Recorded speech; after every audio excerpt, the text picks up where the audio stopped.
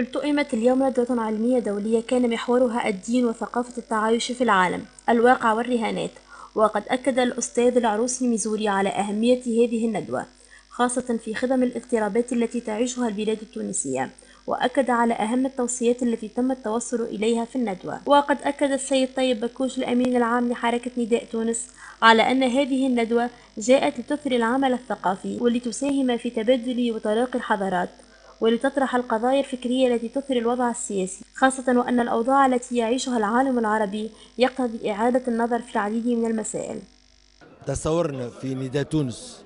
للعمل الثقافي باعتباره بعد أساسي حتى في العمل السياسي، أنه ثماش عمل سياسي مقطوع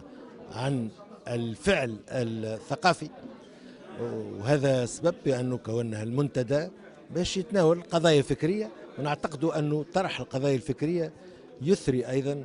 السياسة ويثري المواقف السياسية. هذا من ناحية أخرى طبيعة الأوضاع الحالية في تونس اللي تمر بها تونس،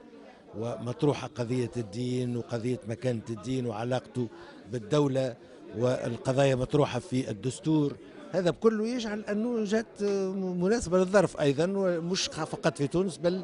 في المنطقة العربية بصفة عامة والمنطقة الإسلامية. ما تراش انه تطرف اللي تعيش في البلاد، تطرف في التشدد الديني وفما زيادة التشدد العلمي، يعني فما برشا اصبحت العلمانية، معناها الانسان ولا يرى انه الحرية توصلوا انه كما منظمة فيمن انه يروح احتجاجا انه يقوم انا نرفض تماما ونعتبر من الخطأ تقسيم الشعب التونسي الى اسلاميين وعلمانيين باش نقولوا هذا تطرف ديني وهذا تطرف علماني، لانه الطرح هذا غلط، لأنه يفترض أنه ما يسمى بالعلماني هو كافر وما يسمى بالإسلامي هو مسلم. هذا طرح مغلوط ويغلط الناس ويبث معلومات غالطة على الشعب التونسي. من ناحيته أكد السيد خالد عضو في حركة نداء تونس على أن معالجة التطرف الديني وموجة التكفير لابد أن يتم من خلال التوافق الوطني واتباع مناهج تعليمية سليمة وحملات توعوية، وخاصة حياد المساجد.